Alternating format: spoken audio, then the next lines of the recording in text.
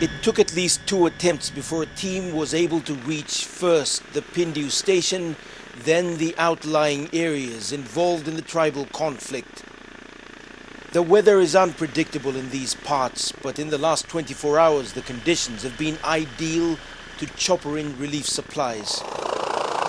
The chopper landed in Pindiu, where life has started to return to normal, but there is still some sense of fear and caution. For miles around, the Pindiu station is the only place where people from more than 7 villages access government services. Now with this place closed, there are no health services, no education services, the airstrip is closed, there are no police officers, and the people are suffering. Classrooms remain empty, and it's been like this for 8 months. The dormitories abandoned in haste by students fearing revenge from local tribesmen after the killing of a reserve policeman. The headmaster of Pindiu Technical High School requested for the suspension of classes when the trouble began. Times have come up. I mean, all the man marry or runway.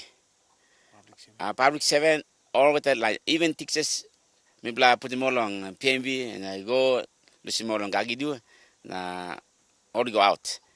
Pindiu High is not the only school that has been suspended.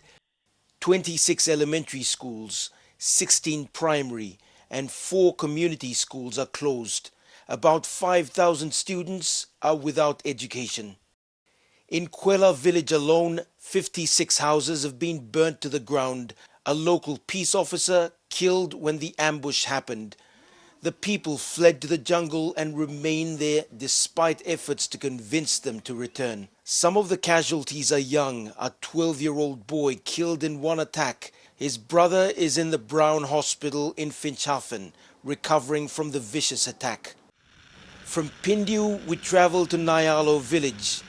It is the last in Finchhaffen District that sits at the edge of several square kilometers of uninhabited jungle before the border of Kabum district. There is no road into these parts and the people walk for a day before reaching the nearest road.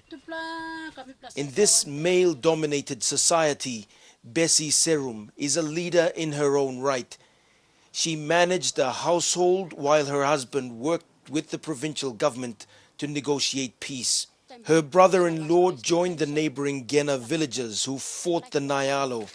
First time mi plana mi pla ogeta puret na mi pla rone vo ogeta mama papa wante mogeda pikinini America bell close to la Karen Longel e mi pla ogeta istalobus. Ino close to mountain mi pla abrus na mi pla golong o se molvela bus olen mo sa istaba mi pla go istalajis la ha.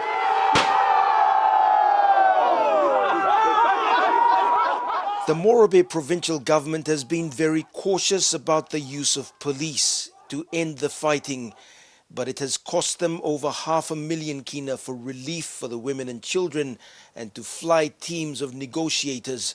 It has been a very successful operation so far. But the negotiators know that it's not the end.